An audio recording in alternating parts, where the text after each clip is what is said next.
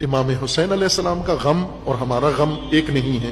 ہمیں غم ہے امام حسین کے شہید ہونے کا، امام حسین کو تو یہ غم نہیں ہے، یہ ہمارا غم ہے. امام حسین کو کس غم نے گھر سے نکالا؟ شہادت کی حد تک کون سا دکھ غم تھا جو امام کو لے کر آیا؟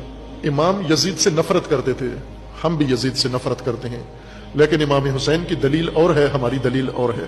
ہماری دلیل یہ ہے کہ اس نے امام حسین کو شہید کروایا کیا اور اہل بیت کو اسیر بنایا. اگر یہ دو کام نہ کرتا یزید، ہمارا یزید سے کوئی اختلاف نہیں تھا. لیکن امام حسین کا اختلاف یزید سے تھا جب اس نے ابھی یہ جرم نہیں کیا تھا. امام حسین کا اختلاف تھا اور نفرت تھی. کیوں یہ نفرت ہے؟ امام حسین علیہ السلام کا کیا نقصان کیا ہے یزید نے؟ یہ نفرت وہ نہیں تھی کہ قاتل ہے اس وجہ سے اہل بیت کا، یہ نفرت اس وجہ سے تھی کہ یہ حاکم جور ہے، یہ فاسد ہے، یہ ظالم ہے، یہ ناحق ہے، اس لیے نفرت ہے.